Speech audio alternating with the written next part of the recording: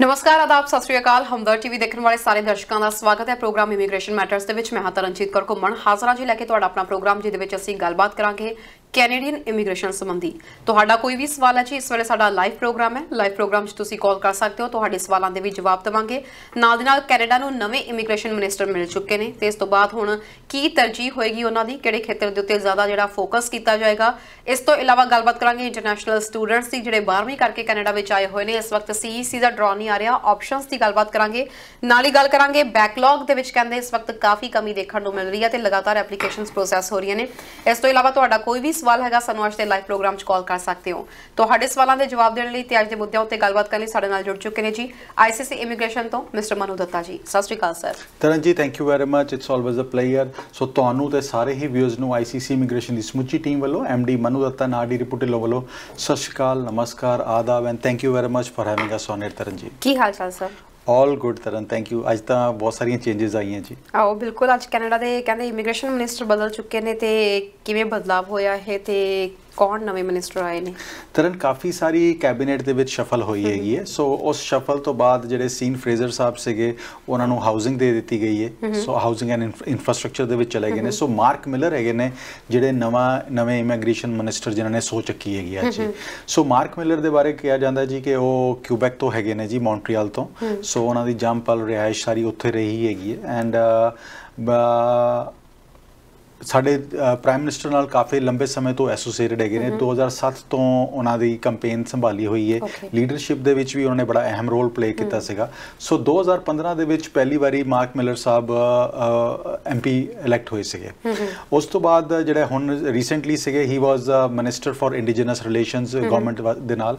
ਸੋ ਕਾਫੀ ਅਹਿਮ ਪੋਸਟ ਰੱਖਦੇ ਸੀਗੇ ਜੀ ਐਂਡ ਹੁਣ ਇਮੀਗ੍ਰੇਸ਼ਨ ਮਿਨਿਸਟਰ ਦਾ ਬੜਾ ਵੱਡਾ ਇੱਕ ਪੋਰਟਫੋਲੀਓ, ਬੜਾ ਵੱਡਾ ਇੱਕ ਤਖਤ ਉਹਨਾਂ ਨੂੰ ਦੇ ਦਿੱਤਾ ਗਿਆ ਜੀ। ਜਿਵੇਂ ਤੁਸੀਂ ਗੱਲ ਕੀਤੀ ਸਰ ਇਮੀਗ੍ਰੇਸ਼ਨ ਵੀ ਇਸ ਵਕਤ ਜਿਸ ਉਹਦੇ ਵਿੱਚੋਂ ਪੜਾਅ ਚੋਂ ਲੰਘਦਾ ਪਿਆ ਵਾ ਤਾਂ ਉਹਦੇ ਬਾਰੇ ਵੀ ਆਪਾਂ ਗੱਲਬਾਤ ਕਰ ਲੈਂਦੇ ਹਾਂ। ਮੁੱਖ ਤਰਜੀਹ ਹੁਣ ਉਹਨਾਂ ਦੀ ਕੀ ਹੋਏਗੀ? ਕਿਊਬੈਕ ਤੋਂ ਤੁਸੀਂ ਕਿਆ ਬਿਲੋਂਗ ਕਰਦੇ ਨੇ ਤੇ ਇਮੀਗ੍ਰੇਸ਼ਨ ਦਾ ਜਿਸ ਤਰੀਕੇ ਨਾਲ ਇਸ ਵਕਤ ਡਰਾਸ ਦੀ ਗੱਲ ਕਰ ਲਈਏ ਜਾਂ ਇਮੀਗ੍ਰੇਸ਼ਨ ਦਾ ਫੋਕਸ ਇਸ ਵਕਤ ਗੱਲ ਕਰ ਲਈਏ, ਇਹਨਾਂ ਦਾ ਹੁਣ ਕੀ ਚੇਂਜ ਹੋਏਗਾ? ਕਿ ਕੁਝ ਚੇਂਜਸ ਦੇਖਣ ਨੂੰ ਮਿਲਣਗੀਆਂ ਜਾਂ ਕੁਝ ਫੋਕਸ ਚੇਂਜ ਹੋਏਗਾ? ਤਰਨ ਮੋਰ ਔਰ ਲੈਸ ਪ੍ਰਾਇੋਰਟੀਜ਼ ਸੇਮ ਰਹਿਣਗੀਆਂ ਬਟ ਯੈਸ ਕਿਊਬੈਕ ਤੋਂ ਆਉਣ ਤੋਂ ਵਜ੍ਹਾ ਨਾਲ ਉਹ ਫ੍ਰੈਂਕੋਫੋਨ ਵਾਸਤੇ ਓਬਵੀਅਸਲੀ ਜ਼ਿਆਦਾ ਇਨਕਲਾਈਨਡ ਰਹਿਣਗੇ। ਬਟ ਫ੍ਰੈਂਕੋਫੋਨ ਦੀ ਤਾਂ ਵੈਸੇ ਹੀ ਅਸੀਂ ਜਿਹੜੀ ਨਵੀਆਂ ਸਟਰੀਮਸ ਦੇਖ ਰਹੇ ਸੀਗੇ ਉਹਦੇ ਵਿੱਚ ਹੈਲਥ ਕੇਅਰ ਦੇਖ ਰਹੇ ਸੀ, ਟ੍ਰੇਡਸ ਦੇਖ ਰਹੇ ਸੀਗੇ, ਅਸੀਂ ਸੌਫਟਵੇਅਰ ਸਟੈਮ ਦੇਖ ਰਹੇ ਸੀਗੇ, ਅਸੀਂ ਲੌਜਿਸਟਿਕਸ ਦੇਖ ਰਹੇ ਸੀ, ਫਾਰਮ ਐਗਰੀਕਲਚਰ ਤੇ 6ਵੀਂ ਸਟਰੀਮ ਜਿਹੜੀ ਸੀਗੀ ਉਹ ਫ੍ਰੈਂਕੋਫੋਨ ਨੂੰ ਫੋਕਸ ਕਰ ਰਹੀ ਸੀ। ਸੋ ਫ੍ਰੈਂਕੋਫੋਨ ਅਸੀਂ ਲਾਸਟ ਡਰਾ ਵੀ ਦੇਖਿਆ 375 ਦੇ ਸਕੋਰ ਤੇ 3800 ਇਨਵੀਟੇਸ਼ਨ ਦਿੱਤੇ ਗਏ ਸੀਗੇ। ਸੋ ਇਹਨਾਂ ਦੀ ਵੀ ਸੇਮ ਪ੍ਰਾਇੋਰਟੀਜ਼ ਰਹਿਣੀਆਂ ਚਾਹੀਦੀਆਂ ਹੈਗੀਆਂ ਐਂਡ ਐਬਸੋਲੂਟਲੀ ਇੱਕ ਚੀਜ਼ ਜ਼ਰੂਰ ਕਹੂੰਗਾ ਕਿ ਸੀਨ ਫਰੇਜ਼ਰ ਸਾਹਿਬ ਬੜੇ ਛੋਟੇ ਅਰਸੇ ਵਾਸਤੇ ਇਮੀਗ੍ਰੇਸ਼ਨ ਮਿਨਿਸਟਰ ਰਹੇ ਨੇ ਬਟ ਉਹਨਾਂ ਨੇ ਬੜਾ ਫਸਟ ਕਲਾਸ ਰੋਡ ਲੇ ਕੀਤੀਆਂ ਹੈਗੀਆਂ ਆਉਣ ਵਾਲੇ ਸਮੇਂ ਦੇ ਵਿੱਚ ਤੇ ਕਿਉਂਕਿ ਉਹ ਜਦੋਂ ਉਹਨਾਂ ਨੇ ਪੋਜੀਸ਼ਨ ਸੰਭਾਲੀ ਸੀਗੀ ਐਜ਼ ਇਮੀਗ੍ਰੇਸ਼ਨ ਮਿਨਿਸਟਰ ਉਦੋਂ ਬੈਕਲੌਗ ਬੜਾ ਵੱਡਾ ਚੱਲ ਰਿਹਾ ਸੀਗਾ। ਤਰਨ 2.3 2.4 ਮਿਲੀਅਨ ਦੇ ਬੈਕਲੌਗ ਤੇ ਚੱਲ ਰਹੇ ਸੀਗੇ। ਹਰ ਐਪਲੀਕੇਸ਼ਨ ਤਕਰੀਬਨ ਬੈਕਲੌਗ ਸੀਗੀਆਂ। ਨਵੀਂ ਪ੍ਰਾਇੋਰਟੀਜ਼ ਸਮਝ ਨਹੀਂ ਆ ਰਹੀਆਂ ਸੀਗੀਆਂ। ਸੋ ਨਵੀਂ ਰੈਗੂਲਰ ਚੀਜ਼ਾਂ ਚੱਲ ਰਹੀਆਂ ਸੀਗੀਆਂ। ਇਮੀਗ੍ਰੇਸ਼ਨ ਕੋਵਿਡ ਚੋਂ ਬਾਹਰ ਨਿਕਲਣ ਤੋਂ ਬਾਅਦ ਇੰਨੇ ਵੱਡੇ ਟਾਰਗੇਟਸ ਲਿੱਤੇ ਗਏ ਸੀਗੇ। ਸੋ ਕਾਫੀ ਸਾਰੀਆਂ ਚੀਜ਼ਾਂ ਉਹਨਾਂ ਨੇ ਆਪਣੇ ਹਿਸਾਬ ਦੇ ਨਾਲ ਸਹੀ ਕੀਤੀਆਂ ਹੈਗੀਆਂ। ਸੋ ਹੁਣ ਮਾਰਕ ਮਿਲਰ ਸਾਹਿਬ ਦੇ ਕੋਲ ਕਰਾਊਨ ਆ ਗਿਆ ਜੀ। ਸੋ ਹੀ will be the one who will be taking this baton forward and hopefully he will work on the same priorities because ਤੁਸੀਂ ਦੇਖੋ 2015 ਜਦੋਂ ਲਿਬਰਲ ਸਰਕਾਰ ਹੋਂਦ ਦੇ ਵਿੱਚ ਆਈ ਸੀਗੀ, ਪਾਵਰ ਦੇ ਵਿੱਚ ਆਈ ਸੀ, ਉਸ ਤੋਂ ਪਹਿਲਾਂ ਜਿਹੜਾ ਟਾਰਗੇਟ ਸੀਗਾ ਉਹ 2,80,000 2,85,000 ਇਮੀਗ੍ਰੈਂਟਸ ਦਾ ਹਰ ਸਾਲ ਦਾ ਸੀਗਾ। ਸੋ ਉਹ ਵੱਧ ਕੇ 2025 ਦੇ ਵਿੱਚ 5 ਲੱਖ ਨੂੰ ਟਾਰਗੇਟ ਕੀਤਾ ਜਾ ਰਿਹਾ। ਸੋ ਆਲਮੋਸਟ 40% 45% ਦਾ ਗਰੋਥ ਹੈਗੀ ਹੈ ਨਜ਼ਰ ਆ ਰਹੀ ਹੈ ਜੀ। ਜਿਵੇਂ ਤੁਸੀਂ ਗੱਲ ਕੀਤੀ ਹੈ ਸਰ ਪ੍ਰਾਇੋਰਟੀਜ਼ ਦੀ ਗੱਲ ਕੀਤੀ ਹੈ ਇਹਨਾਂ ਦੀ ਕਿ ਫ੍ਰੈਂਚ ਜਿਹੜੇ ਹੈਗੇ ਆ ਉਹਦੇ ਵੱਲ ਇਹਨਾਂ ਦਾ ਜ਼ਿਆਦਾ ਝੁਕਾਅ ਹੋਏਗਾ ਪਰ ਉੱਥੇ ਹੀ ਕਿਹਾ ਜਾਵੇ ਬੈਕਲੌਗ ਵੀ ਕਹਿੰਦੇ ਅੱਗੇ ਨਾਲੋਂ ਕਾਫੀ ਘਟਿਆ ਵਾ ਤੇ ਵੀ ਐਪਲੀਕੇਸ਼ਨਸ ਲਗਾਤਾਰ ਪ੍ਰੋਸੈਸ ਹੋ ਰਹੀਆਂ ਨੇ।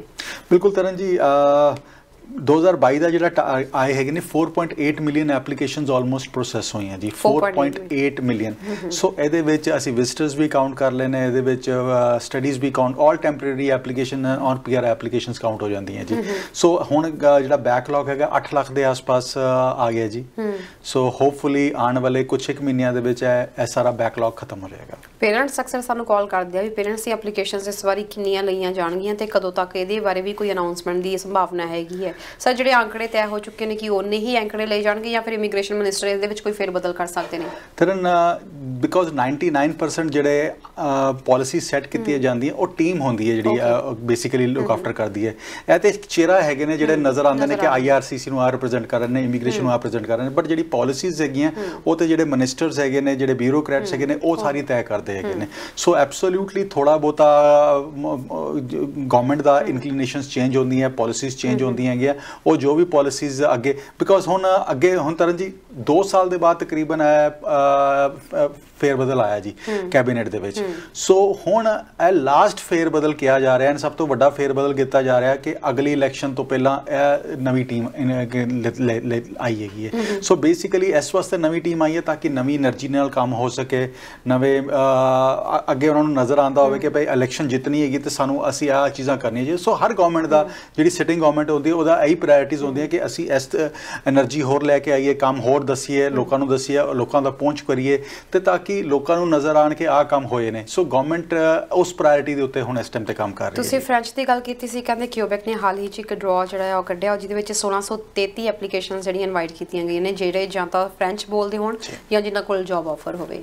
ਤਰਨ ਕਿਊਬੈਕ ਦੇ ਵਿੱਚ 99% ਐਪਲੀਕੇਸ਼ਨਸ ਉਹੀ ਪ੍ਰੋਸੈਸ ਹੁੰਦੀਆਂ ਜਿਹੜੇ ਫ੍ਰੈਂਚ ਸਪੀਕਿੰਗ ਐਪਲੀਕੈਂਟਸ ਹੁੰਦੀਆਂ ਹੈਗੀਆਂ।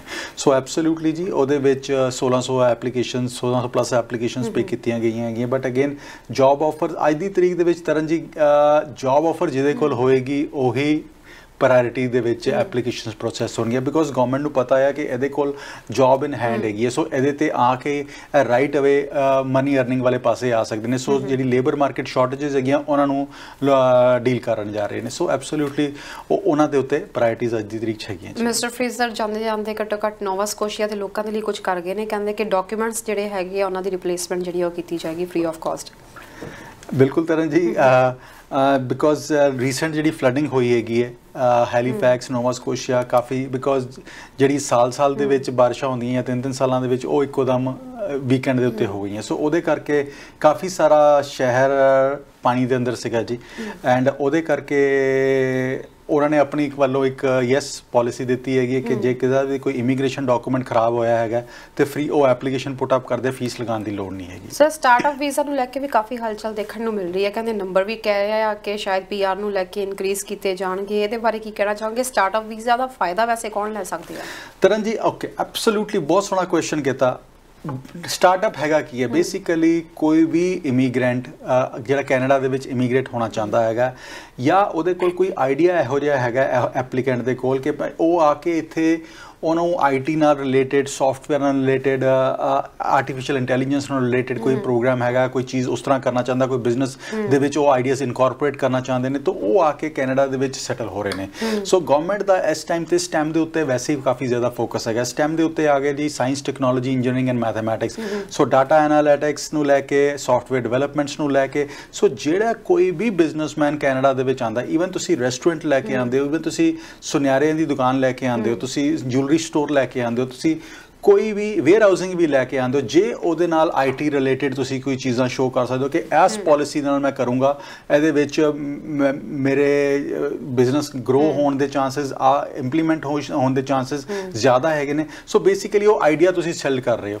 ਆਈਡੀਆ ਕਿਹਨੂੰ ਸੈਲ ਕਰ ਰਹੇ ਹੋ? ਤੁਸੀਂ ਕਰ ਰਹੇ ਹੋ ਜੀ ਜਿਹੜੇ ਇਨਵੈਸਟਰਸ ਹੈਗੇ ਨੇ, ਐਂਜਲ ਇਨਵੈਸਟਰਸ ਹੋ ਗਏ, ਵੈਂਚਰ ਕੈਪੀਟਲਿਸਟ ਹੋ ਗਏ, ਉਹਨਾਂ ਨੂੰ ਆਈਡੀਆ ਤੁਸੀਂ ਦੇ ਰਹੇ ਹੋ ਕਿ ਆਹ ਮੇਰਾ ਆਈਡੀਆ ਹੈਗਾ ਆ, ਦਿਸ ਇਜ਼ ਅ ਆਈਡੀਆ ਜਿਹੜਾ ਕੰਮ ਕਰ ਸਕਦਾ ਕੈਨੇਡਾ ਦੀ ਮਾਰਕੀਟ ਦੇ ਵਿੱਚ। ਐਂਡ ਜੇ ਉਹ ਵੈਂਚਰ ਕੈਪੀਟਲਿਸਟ, ਐਂਜਲ ਇਨਵੈਸਟਰਸ, ਇਨਕਿਊਬੇਟਰਸ ਨੂੰ ਨਜ਼ਰ ਆਉਂਦਾ ਕਿ ਇਹ ਆਈਡੀਆ ਪਿਕ ਹੋ ਸਕਦਾ ਆ, ਇੱਥੇ ਤੇ ਪੈਸਾ ਬਣ ਸਕਦਾ ਤੇ ਉਹ ਗਵਰਨਮੈਂਟ ਉਹਨਾਂ ਦੇ ਉੱਤੇ ਉਹ ਕੰਮ ਕਰਦੀ ਹੈਗੀ। ਸੋ ਉਹਨਾਂ ਦੀ ਜਿਹੜੀ ਪ੍ਰੋਸੈਸਿੰਗ ਹੈ ਰਿਲੇਟਿਵਲੀ 1 ਸਾਲ ਦੇ ਅੰਦਰ ਹੁੰਦੀ ਸੀਗੀ ਤਰਨ ਜੀ, ਬਟ ਕੋਵਿਡ ਕਰਕੇ ਉਹ ਜਿਹੜਾ ਪ੍ਰੋਸੈਸਿੰਗ ਟਾਈਮ ਸੀਗਾ 3-3.5 ਸਾਲ ਤੱਕ ਚਲਾ ਗਿਆ ਸੀਗਾ। ਸੋ ਅਗੇਨ ਉਹ ਟਾਈਮ ਘਟਿਆ ਜਾ ਰਿਹਾ ਐਂਡ ਜਿਸ ਤਰ੍ਹਾਂ ਵੀ ਸਟਾਰਟਅਪ ਵੀਜ਼ਾ ਐਂਟਰਪ੍ਰੀਨਿਓਰਸ ਆਣਗੇ ਉਹ ਇੱਥੇ ਆ ਕੇ ਜੌਬਸ ਕ੍ਰੀਏਟ ਕਰਨਗੇ। ਸੋ ਗਵਰਨਮੈਂਟ ਦਾ ਫੋਕਸ ਹੈਗਾ ਇਹੋ ਜਿਹੇ ਐਪਲੀਕੈਂਟਸ ਨੂੰ ਟਾਰਗੇਟ ਕੀਤਾ ਜਾਵੇ ਜਿਹੜੇ IT ਨਾਲ ਰਿਲੇਟਡ ਹੈਗੇ ਨੇ, ਜਿਹੜੇ ਨਵਾਂ ਕਨਸੈਪਟ ਲੈ ਕੇ ਆ ਰਹੇ ਨੇ, ਨਵਾਂ ਆਈਡੀਆ ਲੈ ਕੇ ਆ ਰਹੇ ਨੇ, ਜਿਨ੍ਹਾਂ ਕੋਲ ਸਪੋਰਟ ਹੈਗੀ ਇਨਕਿਊਬੇਟਰਸ ਦੀ।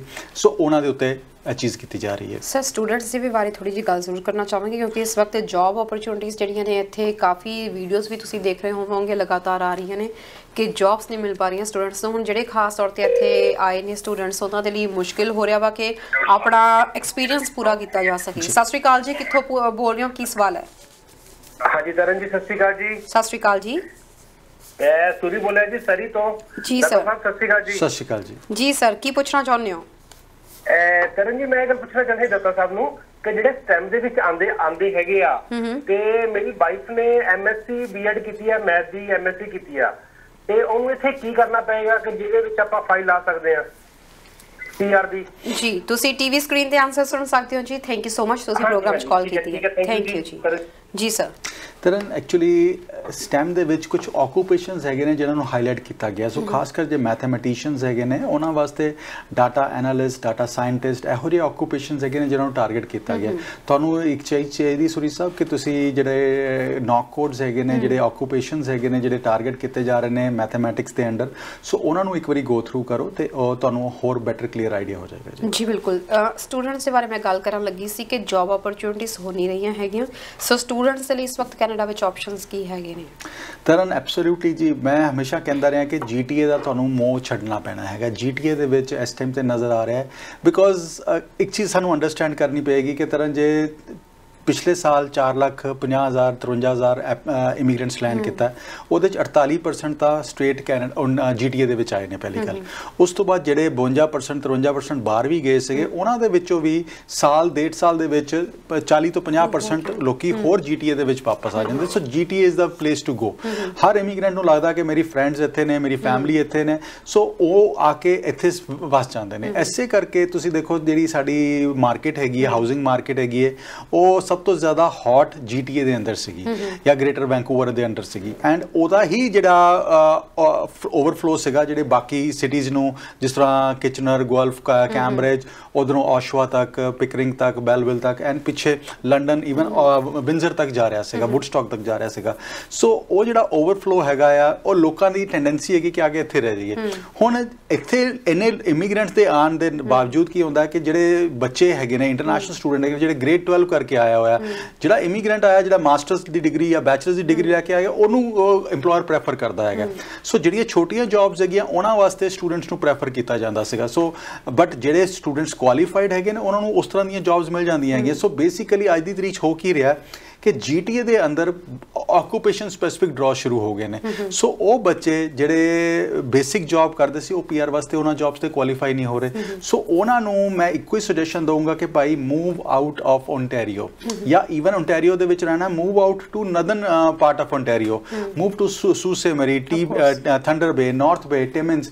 ਇੰਨੇ ਫਸਟ ਕਲਾਸ ਸ਼ਹਿਰ ਹੈਗੇ ਨੇ, ਉੱਥੇ rural and northern immigration pilot projects ਵੀ ਐਗਜ਼ਿਸਟ ਕਰ ਰਹੇ ਨੇ। ਸੋ ਉੱਥੇ ਜਾ ਕੇ ਕੰਮ ਕਰੋ, ਇੰਪਲੋਇਰ ਤੁਹਾਨੂੰ ਹੈਲਪ ਕਰ ਰਿਹਾ ਪੀਐਨਪੀ ਦੇ ਵਿੱਚ ਸੈਟਲ ਹੋਣ ਦੇ ਵਾਸਤੇ, ਤਾਂ why don't you grab those opportunities. And ਜੇ ਓਨਟਾਰੀਓ ਤੋਂ ਬਾਹਰ ਨਿਕਲਣਾ ਚਾਹੋ ਤੇ ਹੁਣ ਅਟਲਾਂਟਿਕਸ ਦੇ ਵਿੱਚ ਵੀ ਤਰ੍ਹਾਂ ਜੀ ਇਸੇ ਤਰ੍ਹਾਂ ਹੋ ਗਿਆ ਕਿ ਅਟਲਾਂਟਿਕਸ ਦੇ ਵਿੱਚ ਵੀ ਇੰਨਾ ਬੱਚਾ ਮੂਵ ਹੋ ਗਿਆ ਬਿਕੋਜ਼ ਤੁਸੀਂ ਦੇਖੋ ਕਿ ਹਰ ਸਾਲ 2 ਲੱਖ 2.5 ਲੱਖ ਬੱਚਾ ਆ ਰਿਹਾ ਸੀਗਾ। ਸੋ ਉਸ ਤੋਂ ਬਾਅਦ ਯੂਕਰੇਨੀਅਨਸ ਰਿਫਿਊਜੀਜ਼ ਵੀ ਕਾਫੀ ਸੀਗੇ। ਸੋ ਉਹਨਾਂ ਨੂੰ ਵੀ ਇੰਪਲੋਇਰ ਨੂੰ ਫੋਰਸ ਕੀਤਾ ਗਿਆ ਕਿ ਇਹਨਾਂ ਬੱਚਿਆਂ ਨੂੰ ਤੁਸੀਂ ਟੇਕ ਆਪਣੇ ਪੇਰੋਲ ਦੇ ਉੱਤੇ ਰਹੋ। ਸੋ ਉਹ ਚੀਜ਼ਾਂ ਨੇ ਵੀ ਮੈਟਰ ਕੀਤਾ। ਸੋ ਅੱਜ ਦੀ ਤਰੀਕ ਦੇ ਵਿੱਚ ਮੈਂ ਬੱਚਿਆਂ ਨੂੰ ਇੱਕੋ ਚੀਜ਼ ਕਹੂੰਗਾ, ਜਿੱਥੇ ਤੁਹਾਡੇ ਫਰੈਂਡਸ ਹੈਗੇ ਨੇ ਜਿਹੜੇ ਤੁਹਾਨੂੰ ਹੈਲਪ ਕਰ ਸਕਦੇ ਨੇ, ਜਾਂ ਕੋਈ ਰਿਲੇਟਿਵ ਹੈਗਾ ਜਿਹੜਾ ਤੁਹਾਨੂੰ ਹੈਲਪ ਕਰ ਸਕਦਾ ਜੌਬ ਲੈਣ ਦੇ ਵਿੱਚ outside Ontario, go to those places. And ਜਿਹੜੇ ਵੀ ਇੰਪਲੋਇਰ ਨਾਲ ਤੁਸੀਂ ਜਾ ਜਾਂ ਕੰਮ ਕਰ ਰਹੇ ਹੋ ਜਾਂ ਜਿਨ੍ਹਾਂ ਕੋਲ ਜਾ ਰਹੇ ਹੋ, ਉਹਨਾਂ ਨੂੰ ਰਿਕੁਐਸਟ ਕਰੋ ਐਂਡ ਉਹਨਾਂ ਨਾਲ ਉਸੇ ਤਰ੍ਹਾਂ ਸਿੰਸੀਅਰਿਟੀ ਐਂਡ ਓਨੈਸਟੀ ਨਾਲ ਕੰਮ ਕਰੋ। ਇੰਪਲੋਇਰ ਦੀ ਸਪੋਰਟ ਲਓ ਪੀਐਨਪੀਜ਼ ਵਾਸਤੇ ਜਾਂ LMIS ਵਾਸਤੇ, ਤੇ ਤੁਹਾਡੀ ਪੀਆਰ ਆਸਾਨ ਹੋ ਜਾਏਗੀ। ਐਂਡ ਇੱਕ ਚੀਜ਼ ਹੋਰ ਹੈਗੀ ਹੈ, ਅਟਲਾਂਟਿਕਸ ਦੇ ਵਿੱਚ ਜ਼ਰੂਰੀ ਨਹੀਂ ਕਿ ਤੁਹਾਡੇ ਕੋਲ ਨੌਕ B ਦੀ ਜੌਬ ਹੋਵੇ, even knock C and D the we job ਹੋਏਗੀ, tier 4 and 5 the we job ਹੋਏਗੀ, ਤਾਂ ਵੀ ਤੁਸੀਂ ਪਰਮਾਨੈਂਟ ਰੈਜ਼ੀਡੈਂਸੀ ਵਾਸਤੇ ਤੁਹਾਡੀ ਐਲੀਜੀਬਿਲਟੀ ਬਣਦੀ ਹੈਗੀ। ਸੋ ਉਹ ਚੀਜ਼ਾਂ ਡਿਸਕਸ ਕਰਨ ਵਾਸਤੇ ਤੁਸੀਂ ਕਿਤੇ ਵੀ ਅਕ੍ਰੋਸ ਕੈਨੇਡਾ ਬੈਠੇ ਹੈਗੇ ਹੋ, ਤੁਹਾਨੂੰ ਹੈਲਪ ਚਾਹੀਦੀ ਹੈਗੀ, ਕੋਈ ਕੁਐਸਚਨ ਹੀ ਹੈਗਾ ਦਿਮਾਗ ਦੇ ਵਿੱਚ, ਕੋਈ ਕੁਐਰੀ ਹੈਗੀ ਹੈ, ਤੁਹਾਡੀ ਕੰਸਲਟੇਸ਼ਨ ਸਾਡੇ ਨਾਲ ਐਬਸੋਲੂਟਲੀ ਫ੍ਰੀ ਹੈਗੀ ਹੈ। ਐਂਡ 99% ਮੈਂ ਕੋਸ਼ਿਸ਼ ਕਰਦਾ ਮੈਂ ਬੱਚਿਆਂ ਦੀ ਕੁਐਰੀਜ਼ ਆਪ ਐਡਰੈਸ ਕਰਾਂ ਤਰਨ ਜੀ, ਤਾਂ ਕਿ ਕੋਈ ਵੀ ਉਹਦੇ 'ਚ 19-21 ਨਾ ਰਹਿ ਜਾਵੇ।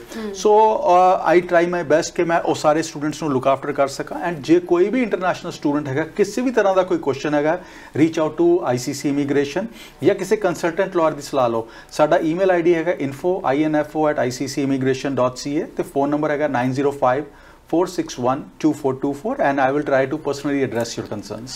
ਜਿਵੇਂ ਤੁਸੀਂ ਗੱਲ ਕੀਤੀ ਇਸ ਵਕਤ ਜੌਬਸ ਨੂੰ ਲੈ ਕੇ ਵੀ ਆਪਸ਼ਨਸ ਨਹੀਂ ਹੈਗੇ ਤੇ ਉੱਥੇ ਦੂਜੇ ਪਾਸੇ ਸਟੂਡੈਂਟਸ ਜਿਹੜੇ ਆ ਰਹੇ ਨੇ ਉਹਨਾਂ ਨੂੰ ਖਾਸ ਤੌਰ ਤੇ ਕੀ ਕਹਿਣਾ ਚਾਹੋਗੇ ਕਿ ਕੋਈ ਇਹ ਜਿਹੀ ਕੋਈ ਫੀਲਡ ਜਾਂ ਸਟੱਡੀ ਇਹ ਜਿਹੀ ਲੈ ਕੇ ਆਉਣ ਜਿਹਦੇ ਲਈ ਇਹਨਾਂ ਲਈ ਇੱਥੇ ਆਉਣਾ ਥੋੜਾ ਈਜ਼ੀ ਹੋ ਜਾਵੇ ਕਿਉਂਕਿ ਇੱਥੇ ਹੁਣ ਜਿਹੜੇ ਦੇਖ ਰਹੇ ਹਾਂ ਅਸੀਂ ਆਕੂਪੇਸ਼ਨ ਵੱਲ ਜ਼ਿਆਦਾ ਧਿਆਨ ਦਿੱਤਾ ਜਾ ਰਿਹਾ ਟ੍ਰੇਡ ਸਕਿੱਲ ਵੱਲ ਜ਼ਿਆਦਾ ਧਿਆਨ ਦਿੱਤਾ ਜਾ ਰਿਹਾ ਤਰਨ ਜੀ ਜੌਬ ਦੀ ਕੋਈ ਕਮੀ ਨਹੀਂ ਹੈਗੀ ਪਹਿਲੀ ਗੱਲ ਜੌਬ ਦੀ ਕਮੀ ਇਸ ਟਾਈਮ ਤੇ ਨਜ਼ਰ ਆ ਰਹੀ ਹੈ ਬਿਕੋਜ਼ ਅਸੀਂ ਸਿਰਫ ਦੋ ਤਿੰਨ ਆਕੂਪੇਸ਼ਨ ਨੂੰ ਫੜ ਕੇ ਤੁਰ ਪੈਂਦੇ ਹੈਗੇ ਆ ਸਾਡੇ ਕੋਲ ਆਕੂਪੇਸ਼ਨਸ ਕੀ ਹੈਗੇ ਜੀ ਅਸੀਂ ਟਰੱਕਿੰਗ ਵਾਲੇ ਪਾਸੇ ਚੱਲ ਪੈਣਾ ਦੂਸਰਾ ਕਿਹੜਾ ਹੈਗਾ ਜੀ ਕਿ ਅਸੀਂ ਰੈਸਟੋਰੈਂਟਸ ਦੇ ਵਿੱਚ ਕੰਮ ਕਰ ਲਈਏ ਅਸੀਂ ਫਾਸਟ ਫੂਡ ਦੇ ਵਿੱਚ ਕੰਮ ਕਰ ਲਈਏ ਐਜ਼ ਅ ਸਰਵਰ ਕੰਮ ਕਰ ਲਈਏ ਤੀਸਰੇ ਕਿਹੜੀ ਹੈਗੇ ਨੇ ਜੀ ਅਸੀਂ ਵੇਅਰ ਹਾਊਸਿੰਗ ਦੇ ਵਿੱਚ ਕੰਮ ਕਰ ਲਈਏ ਤੇ ਚੌਥੇ ਹੈਗੇ ਸਿਕਿਉਰਿਟੀ ਗਾਰਡ ਇਹਨਾਂ ਤੋਂ ਇਲਾਵਾ ਵੀ ਹੋਰ ਵੀ ਬਹੁਤ ਸਾਰੀਆਂ ਓਪਰਚੁਨਿਟੀਜ਼ ਐਗਜ਼ਿਸਟ ਕਰਦੀਆਂ ਓਨਲੀ ਥਿੰਗ ਇਜ਼ ਤੁਹਾਨੂੰ ਐਕਸਪਲੋਰ ਕਰਨੀਆਂ ਪੈਣਗੀਆਂ ਐਂਡ ਜੇ ਤੁਹਾਨੂੰ ਕਿਸੇ ਵੀ ਤਰ੍ਹਾਂ ਦੀ ਹੈਲਪ ਦੀ ਲੋੜ ਹੈਗੀ ਹੈ ਤੇ ਇੱਕ ਵਾਰੀ ICC ਤੇ ਵੀ ਸਾਨੂੰ ਕੰਟੈਕਟ ਕਰ ਸਕਦੇ ਹੋ ਅਸੀਂ ਵੀ ਤੁਹਾਨੂੰ ਅਸਿਸਟ ਕਰ ਸਕਦੇ ਹਾਂ ਇਹੋ ਜਿਹੀ ਜੌਬਸ ਦੇ ਉੱਤੇ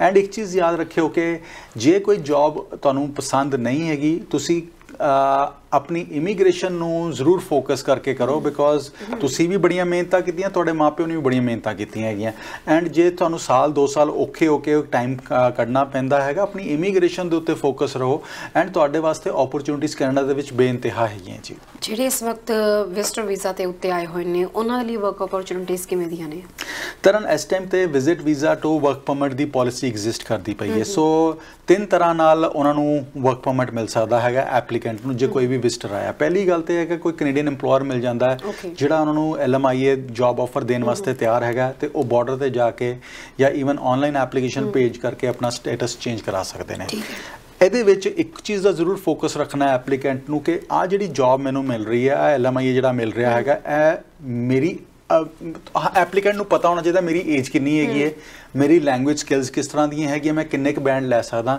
ਉਸ ਹਿਸਾਬ ਨਾਲ ਆਪਣੇ ਕੰਸਲਟੈਂਟ ਲਾਇਰ ਨੂੰ ਇੱਕ ਵਾਰੀ ਜ਼ਰੂਰ ਪੁੱਛੋ ਕਿ ਮੇਰੀ ਪਰਮਾਨੈਂਟ ਰੈਜ਼ੀਡੈਂਸੀ ਹੋਏਗੀ ਇਸ ਨੌਕ ਦੇ ਉੱਤੇ ਜਾਂ ਨਹੀਂ ਹੋਏਗੀ ਐਂਡ ਜੇ ਹੋਏਗੀ ਤੇ ਸਿੰਸੀਅਰਲੀ ਸੀਰੀਅਸਲੀ ਉਸ EMPLOYER ਨਾਲ ਕੰਮ ਕਰੋ ਤੇ ਤੁਹਾਡਾ ਆਪਣੀ ਪਰਮਾਨੈਂਟ ਰੈਜ਼ੀਡੈਂਸੀ ਲਓ ਜੇ ਸਿਰਫ ਤੁਸੀਂ ਟਾਈਮ ਬਾਏ ਕੀਤਾ ਹੈ ਸਿਰਫ ਕੈਨੇਡਾ ਦੇ ਵਿੱਚ ਸਟੇ ਬਾਏ ਕੀਤਾ ਹੈ ਉਸ ਜੌਬ ਨੂੰ ਲੈ ਕੇ ਕਿ ਮੈਂ ਹੁਣ ਇਹ ਜੌਬ ਮਿਲ ਗਈ ਹੈ ਮੈਨੂੰ ਹੁਣ ਮੈਂ ਕੈਨੇਡਾ 'ਚ ਰਹਿ ਸਕਦਾ ਤੇ ਅੱਗੇ ਓਪਰਚੁਨਿਟੀਜ਼ ਦੇਖਦਾ ਤੇ ਤੁਹਾਡਾ ਪ੍ਰਾਇੋਰਟੀ ਡਿਫਰੈਂਟ ਹੈਗੀ ਹੈ ਸੋ ਹਰ ਇੱਕ ਆਦਮੀ ਦੀ ਐਪਲੀਕੈਂਟ ਦੀ ਪ੍ਰਾਇੋਰਟੀ ਹਰ ਇੱਕ ਨੂੰ ਪਤਾ ਹੈ ਦੂਸਰੀ ਹੁਣ ਤਰਨ ਜੀ ਬਹੁਤ ਸਾਰੇ ਐਪਲੀਕੈਂਟਸ ਇਹੋ ਜਿਹੇ ਵੀ ਆਉਂਦੇ ਨੇ ਜਿਹੜੇ ਆ ਕੇ ਸਟੱਡੀ ਵੀਜ਼ਾ ਲੈ ਲੈਂਦੇ ਨੇ ਜੇ ਸਟੱਡੀ ਵੀਜ਼ਾ ਮਿਲਦਾ ਆ ਅੱਜ ਦੀ ਤਰੀਕ ਦੇ ਵਿੱਚ ਫੁੱਲ ਟਾਈਮ ਕੰਮ ਕਰ ਸਕਦੇ ਨੇ ਐਂਡ ਇਹ ਪਾਲਿਸੀ ਦਸੰਬਰ ਤੱਕ ਐਗਜ਼ਿਸਟ ਕਰ ਰਹੀ ਹੈ ਸਟੂਡੈਂਟਸ ਵਾਸਤੇ ਕਿ ਫੁੱਲ ਟਾਈਮ ਜੌਬ ਕਰ ਸਕਦੇ ਨੇ ਸੋ ਇਹ ਅੱਗੇ ਵੀ ਐਕਸਪੈਕਟਡ ਹੈਗੀ ਕਿ ਇਹ ਹੋਰ ਐਕਸਟੈਂਡ ਹੋ ਜਾਏਗੀ ਉਸ ਤੋਂ ਬਾਅਦ ਉਹਨਾਂ ਦੇ ਸਪਾਊਸਸ ਜਿਹੜੇ ਹੈਗੇ ਨੇ ਉਹਨਾਂ ਨੂੰ ਓਪਨ ਵਰਕ ਪਰਮਿਟ ਮਿਲ ਰਿਹਾ ਉਹ ਜਿੱਥੇ ਮਰਜ਼ੀ ਕੰਮ ਕਰ ਰਹੇ ਨੇ ਐਂਡ ਜਿੱਥੇ ਮਰਜ਼ੀ ਕੰਮ ਕਰਨ ਦਾ ਇਹ ਨਹੀਂ ਕਿ ਸਿਰਫ ਸਸਟੇਨਿੰਗ ਜੌਬਸ ਕਰੋ ਜੌਬਸ ਉਹ ਕਰੋ ਜਿਹੜੀ ਤੁਹਾਨੂੰ PR ਵਾਸਤੇ ਅੰਡਰ PNP ਕੁਆਲੀਫਾਈ ਕਰਾ ਰਹੀਆਂ ਜੇ ਓਨਟਾਰੀਓ ਨੂੰ ਛੱਡਣਾ ਪੈਂਦਾ ਤੇ ਲੀਵ ਓਨਟਾਰੀਓ ਦੇ ਨਾਲ ਮੋਹ ਕੀ ਰੱਖਣਾ ਤੁਸੀਂ ਕੈਨੇਡਾ ਦੇ ਵਿੱਚ ਜੇ 35 ਸਾਲ ਦੀ ਉਮਰ ਦੇ ਵਿੱਚ ਆਏ ਹੋ 40 ਦੀ ਆਏ ਹੋ 50 ਦੇ ਵਿੱਚ ਆਏ ਹੋ ਤੇ ਓਨਟਾਰੀਓ ਨਾਲ ਮੋਹ ਕਾਦਾ ਤੇ ਤੁਸੀਂ ਆਪਣੀ ਪ੍ਰਾਇੋਰਟੀਜ਼ ਆਪਣੀ ਫੈਮਿਲੀ ਦੀ ਪ੍ਰਾਇੋਰਟੀਜ਼ ਦੇਖੋ ਕਿ ਤੁਸੀਂ ਆਪਣੇ ਬੱਚਿਆਂ ਵਾਸਤੇ ਇੱਥੇ ਆਏ ਹੋ ਆਪਣੇ ਕੈਨੇਡਾ ਨੂੰ ਆਪਣੀ ਬੈਸਟ ਲਾਈਫ ਆਪਣੀ ਲੈਣ ਵਾਸਤੇ ਆਏ ਹੋ ਅਗਲੇ ਰਿਟਾਇਰਮੈਂਟ ਈਅਰਸ ਵਾਸਤੇ ਸੋ ਉਹ ਓਪਰਚੁਨਿਟੀਜ਼ ਨੂੰ ਫੋਕਸ ਕਰਕੇ ਓਨਟਾਰੀਓ ਤੋਂ ਬਾਹਰ ਮੂਵ ਕਰੋ ਰਹੋ ਐਂਡ ਤਰਨ ਇੱਕ ਚੀਜ਼ ਹੋਰ ਮੈਂ ਇੱਥੇ ਐਡ ਕਰੂੰਗਾ ਕਿ ਅੱਜ ਵੀ ਬਹੁਤ ਸਾਰੀਆਂ ਓਪਨਿੰਗਸ ਕੈਨੇਡਾ ਦੇ ਵਿੱਚ ਹੈਗੀਆਂ ਯੂਕਰੇਨੀਅਨਸ ਦੇ ਬਾਵਜੂਦ post grad work permit extension ਹੋਣ ਦੇ ਬਾਵਜੂਦ ਵੀ ਬਹੁਤ ਸਾਰੀਆਂ ਓਪਨਿੰਗਸ ਹੈ ਓਨਲੀ ਥਿੰਗ ਇਜ਼ ਕਿ ਤੁਹਾਨੂੰ ਗ੍ਰੈਬ ਕਰਨੀ ਹੈਗੀ ਸਰ ਜਿਵੇਂ ਤੁਸੀਂ ਉਹਨੀ ਗੱਲ ਕੀਤੀ ਹੈ ਤਾਂ ਜੇ ਵਿੱਚ ਤੁਹਾਡੇ ਕੋਲ ਵੀ ਕੁਝ ਓਪਰਚੁਨਿਟੀਜ਼ ਹੁੰਦੀਆਂ ਨੇ ਜੇ ਦਰਸ਼ਕ ਕੋਈ ਦੇਖ ਰਿਹਾ ਤਾਂ ਇਸ ਦਾ ਕੋਈ ਫਾਇਦਾ ਲੈ ਸਕਦਾ ਹੈ ਤਾਂ ਬਿਲਕੁਲ ਤਰਨ ਜੀ ਇਸ ਟਾਈਮ ਤੇ ਸਾਡੇ ਕੋਲ ਹਸਪਿਟੈਲਿਟੀ ਜੌਬਸ ਹੈਗੀਆਂ ਜੀ ਕੁਕਸ ਦੀਆਂ ਜੌਬਸ ਹੈਗੀਆਂ ਸ਼ੈਫਸ ਦੀਆਂ ਜੌਬਸ ਹੈਗੀਆਂ ਰੈਸਟੋਰੈਂਟ ਮੈਨੇਜਰਸ ਦੀਆਂ ਜੌਬਸ ਹੈਗੀਆਂ ਰੈਸਟੋਰੈਂਟ ਸੁਪਰਵਾਈਜ਼ਰ ਦੀਆਂ ਜੌਬਸ ਹੈਗੀਆਂ ਫੂਡ ਸਰਵਿਸ ਸੁਪਰਵਾਈਜ਼ਰ ਦੀਆਂ ਜੌਬਸ ਹੈਗੀਆਂ ਵੈਲਡਿੰਗ ਦੀਆਂ ਜੌਬਸ ਸਾਡੇ ਕੋਲ ਹੈਗੀਆਂ ਸੋ ਜੇ ਤੁਹਾਡੇ ਕੋਲ ਵੈਲਡਿੰਗ ਦਾ ਐਕਸਪੀਰੀਅੰਸ ਹੈਗਾ ਹੈ ਤੇ ਸਾਡੇ ਕੋਲ ਜੌਬਸ ਹੈਗੀਆਂ NPNP ਅਪਰੂਵਡ EMPLOYERS ਹੈਗੇ ਨੇ ਉਸ ਤੋਂ ਬਾਅਦ ਸ਼ੀਟ ਮੈਟਲ ਵਰਕਰਸ ਦੀਆਂ ਸਾਡੇ ਕੋਲ ਇਸ ਟਾਈਮ ਤੇ ਓਪਨਿੰਗਸ ਹੈਗੀਆਂ ਸੋ ਜੇ ਤੁਹਾਡਾ ਐਕਸਪੀਰੀਅੰਸ ਇਹਨਾਂ ਫੀਲਡ ਤੋਂ ਹੈਗਾ ਹੈ ਤੇ ਇੱਕ ਵਾਰੀ ICC ਇਮੀਗ੍ਰੇਸ਼ਨ ਤੇ ਸਾਨੂੰ ਜ਼ਰੂਰ ਕੰਟੈਕਟ ਕਰੋ ਇਹਦੇ ਇਲਾਵਾ ਵੀ ਸਾਡੇ ਕੋਲ ਕੁਝ ਓਪਨਿੰਗਸ ਹੈਗੀਆਂ ਤੁਸੀਂ 1-on-1 ਸਾਨੂੰ ਫੋਨ ਕਰਕੇ ਡਿਸਕਸ ਕਰ ਸਕਦੇ ਹੋ ਕਿ ਤੁਹਾਡਾ ਐਕਸਪੀਰੀਅੰਸ ਕੀ ਹੈਗਾ ਐਜੂਕੇਸ਼ਨ ਕੀ ਹੈਗਾ and we can guide you through and throughout of status ਜਿਹੜੇ ਹੋ ਚੁੱਕੇ ਨੇ ਕੀ ਉਹਨਾਂ ਕੋਲ ਕੋਈ ਰਾਸਤਾ ਆਖਰੀ ਆਪਸ਼ਨ ਇੱਥੇ ਬਚਦਾ ਹੈ ਬਿਲਕੁਲ ਤਰਨ ਜੀ ਆਪਸ਼ਨਸ ਤੇ ਐਗਜ਼ਿਸਟ ਕਰਦੀਆਂ ਬਟ ਅਗੇਨ ਉਹ ਆਪਸ਼ਨਸ ਪਾਰਟਿਕੂਲਰ ਸਰਕਮਸਟੈਂਸਸ ਦੇ ਉੱਤੇ ਇੰਡੀਵਿਜੂਅਲ ਦੇ ਪਾਰਟਿਕੂਲਰ ਸਰਕਮਸਟੈਂਸਸ ਦੇ ਉੱਤੇ ਡਿਪੈਂਡ ਕਰਦੀਆਂ ਹੈਗੀਆਂ ਸੋ ਐਬਸੋਲੂਟਲੀ ਆਪਸ਼ਨਸ ਤਾਂ ਐਗਜ਼ਿਸਟ ਕਰਦੀਆਂ ਹੈਗੀਆਂ ਜੇ ਕੋਈ ਵੀ ਇਹੋ ਜਿਹਾ ਇੰਟਰਨੈਸ਼ਨਲ ਸਟੂਡੈਂਟ ਹੈਗਾ ਜਿਹਨੇ ਪੜ੍ਹਾਈ ਨਹੀਂ ਕੀਤੀ ਜਾਂ ਵਿਜ਼ਟਰ ਆਏ ਸੀਗੇ ਐਕਸਟੈਂਡ ਕਰਾਉਂਦੇ ਰਹੇ ਤੇ ਅਲਟੀਮੇਟਲੀ ਰਿਫਿਊਜ਼ ਹੋ ਗਿਆ ਤੇ ਹਲੇ ਵੀ ਇੱਥੇ ਹੈਗੇ ਹੋ ਐਂਡ ਆਪਣੀ ਓਪਰਚੁਨਿਟੀਜ਼ ਲੱਭ ਰਹੇ ਹੈਗੇ ਹੋ ਇੱਕ ਵਾਰੀ ICC ਇਮੀਗ੍ਰੇਸ਼ਨ ਤੇ ਆ ਕੇ ਆਪਣਾ ਕੇਸ ਜ਼ਰੂਰ ਡਿਸਕਸ ਕਰੋ ਆਪਣੇ ਸਰਕਮਸਟੈਂਸਸ ਜ਼ਰੂਰ ਡਿਸਕਸ ਕਰੋ we might be able to suggest you something ਜਿਹੜਾ ਤੁਹਾਡੇ ਕੰਮ ਆ ਸਕੇ ਸਰ ਤੁਹਾਡੇ ਨਾਲ ਕੰਟੈਕਟ ਕਰਨਾ ਹੋਵੇ ਕਦੋਂ ਕਿਵੇਂ ਕਿੱਥੇ ਕੀਤਾ ਜਾ ਸਕਦਾ ਤਰਨ ਜੀ ਸਾਡਾ ਹੈੱਡ ਆਫਿਸ ਮਿਸਿਸਾਗਾ ਦੇ ਵਿੱਚ ਹੈਗਾ ਜੀ 1137 dairy road East 1137 dairy road East Mississauga ਸਾਡਾ ਈਮੇਲ ਆਈਡੀ ਹੈਗਾ info@iccimmigration.ca info@iccimmigration.ca ਫੋਨ ਨੰਬਰ ਹੈਗਾ ਜੀ 9054612424 WhatsApp ਨੰਬਰ 6478509000 ਇੱਕੋ ਚੀਜ਼ ਜਾਣ ਤੋਂ ਪਹਿਲਾਂ ਕਹਿਣਾ ਚਾਹੂੰਗਾ ਕਿ ਇਮੀਗ੍ਰੇਸ਼ਨ ਦੀ ਕੋਈ ਵੀ ਐਡਵਾਈਸ ਲੈਣਾ ਚਾਹੁੰਦੇ ਹੋ ਇੰਡੀਆ 'ਚ ਬੈਠੇ ਹੈਗੇ ਹੋ ਸਟੱਡੀ ਵੀਜ਼ਾ ਤੇ ਆਉਣਾ ਚਾਹੁੰਦੇ ਹੋ ਜਾਂ ਸਟੱਡੀ ਵੀਜ਼ਾ ਇੱਥੇ ਆ ਗਏ ਹੋ ਕਿ ਕਾਲਜ ਚੇਂਜ ਕਰਨਾ ਚਾਹੁੰਦੇ ਹੋ ਜਾਂ ਤੁਹਾਨੂੰ ਸਮਝ ਨਹੀਂ ਆ ਰਿਹਾ ਵਿਜ਼ਿਟ ਵੀਜ਼ਾ ਰਿਫਿਊਜ਼ ਹੋ ਗਏ ਸਟੱਡੀ ਵੀਜ਼ਾਸ ਰਿਫਿਊਜ਼ ਹੋ ਗਏ ਨੇ ਇੱਕ ਵਾਰੀ ਆਪਣੀ ਕੇਸ ਸਾਡੇ ਨਾਲ ਜ਼ਰੂਰ ਡਿਸਕਸ ਕਰੋ we might be the connection between you and Canada. Thank you so much sir ਸਾਡੇ ਪ੍ਰੋਗਰਾਮ ਚ ਆਉਣ ਲਈ Thank you Taran ji, always a pleasure. ਸੋ ਦੋਸਤੋ ਅਸੀਂ ਸਾਡਾ ਪ੍ਰੋਗਰਾਮ ਇਮੀਗ੍ਰੇਸ਼ਨ ਮੈਟਰਸ ਉਮੀਦ ਕਰਦੇ ਹਾਂ ਤੁਹਾਨੂੰ ਪਸੰਦ ਆਇਆ ਹੋਵੇਗਾ ਹੁਣ ਕੋਈ ਵੀ ਸਲਾਹ ਲੈਣਾ ਚਾਹੁੰਦੇ ਹੋ ਇਮੀਗ੍ਰੇਸ਼ਨ ਸੰਬੰਧੀ ਤੁਸੀਂ ICC ਇਮੀਗ੍ਰੇਸ਼ਨ ਨੂੰ ਕੰਟੈਕਟ ਕਰ ਸਕਦੇ ਹੋ ਡਿਟੇਲਸ ਤੁਹਾਨੂੰ ਪ੍ਰੋਵਾਈਡ ਕਰਵਾ ਦਿੱਤੀਆਂ ਗਈਆਂ ਨੇ ਚਾਹੇ ਕੋਈ ਜੌਬ ਓਪਰਚੁਨਿਟੀ ਲੱਭ ਰਹੇ ਹੋ ਤਾਂ ਵੀ ਤੁਸੀਂ ਕੰਟੈਕਟ ਕਰ ਸਕਦੇ ਹੋ ਕੁਝ ਜੌਬ ਓਪਨਿੰਗਸ ਵੀ ਹੈਗੀਆਂ ਨੇ ਸੋ ਇਸ ਦੇ ਨਾਲ ਫਿਲਹਾਲ ਦਿਓ ਇਜਾਜ਼ਤ ਦੇਖਦੇ ਰਹੋ ਹਮਦਰਦ TV ਸਤਿ ਸ਼੍ਰੀ ਅਕਾਲ